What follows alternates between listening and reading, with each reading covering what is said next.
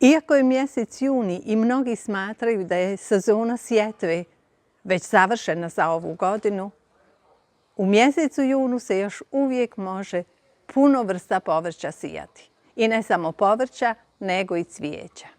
Lijep pozdrav iz Cvjetne oaze. Već je polovina juna i ovaj video sam trebala napraviti još na početku mjeseca, međutim zbog stalnih kiša ja sam to odgodila dok vrijeme ne bude koliko toliko lijepo da video mogu napraviti u bašti. Znači, današnja tema je šta još uvijek možemo sijati da do jeseni možemo brati plodove našeg rada. Ja sam naravno zbog čestih kiša i zato što nisam mogla ići u baštu, ja sam na početku mjeseca već puno tog posijala. Znala sam da će puno tog propasti jer su kiše padale danima i naravno posijala sam ono što i vi sad polovinom juna možete posijati. Prije svega to su recimo krastavci i tikvice. Još uvijek nije kasno, znači za tikvice i krastavce. Ja sam kao i svake godine posijala puno više nego što mi inače treba. I to je ove godine bila zaista odlična odluka. Recimo, paradajz i paprike koje sam posadila, puževi su sve obrstili. Ali naravno ja imam još jako puno paprika i jako puno paradajza, tako da ću ja to naknadno posaditi. A sad da se vratimo što se tiče sjetve. Šta još možemo posijati? Recimo što se tiče lisnatog povrća, sad možemo posijati i blitvu i salatu. Šta još možemo sijati u junu? O tom ćemo nastaviti u bašti. Pa idemo u baštu.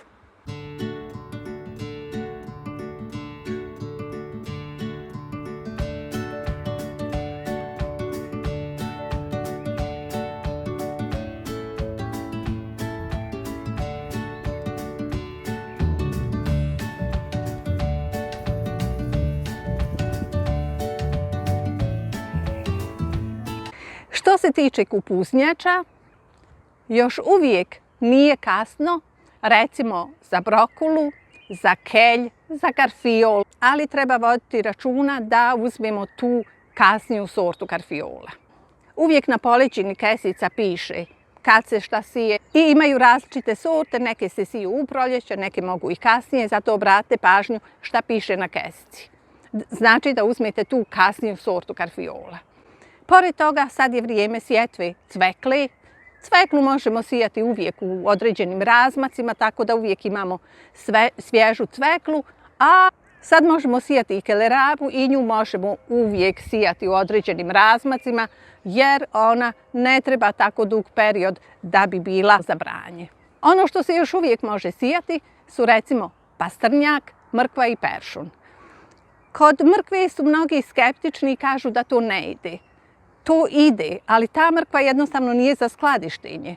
Ako želite da imate svježu mrkvu od koje ćete praviti salatu ili koju ćete jesti onako, i mrkva je dobra za oči, onda jednostavno se sad može mrkva posijati. Ja sam i već prije rekla kako ja sijem mrkvu, peršun i pastrnjak.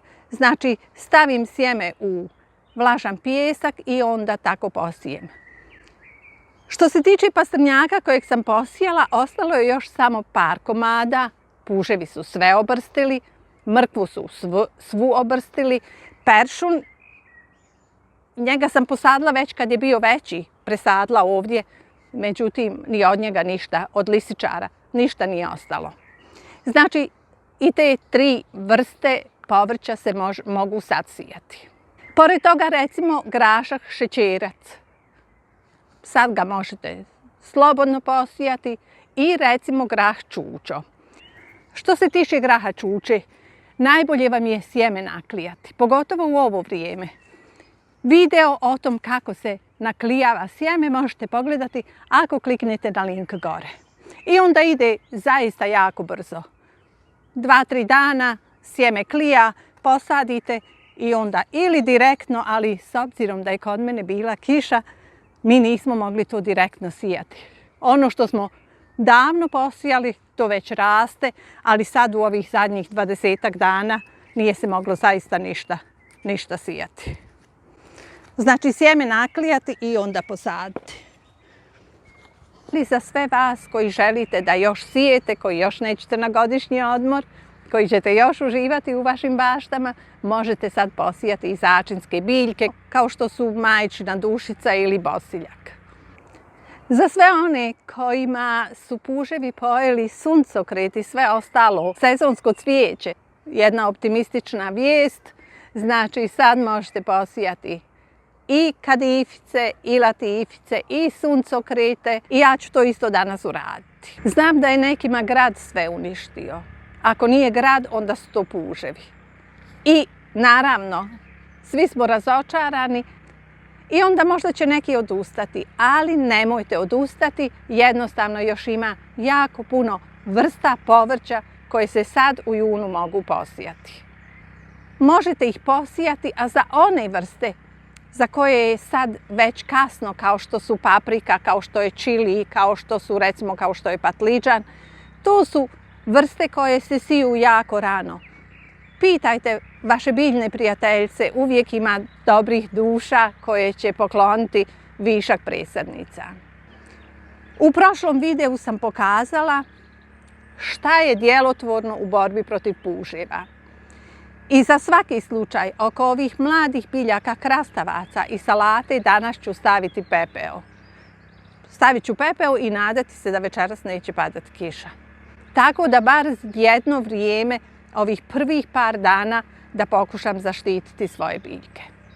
Ono što sam prije par dana isto uradila, kad više nisam mogla sebi pomoći, jednostavno naručili smo nematode, zalila sam s nematodama, pa ću vidjeti hoće li to pomoći. Znači u zemlji su nematode, stavit ću oko biljaka jednostavno pepeo i stavit ću na par mjesta pužomor. Kad kažem pužomor, to je onaj pužomor koji je na bazi željeza. I to je bilo sve za ovaj put. Lijep pozdrav iz Cvjetne oaze.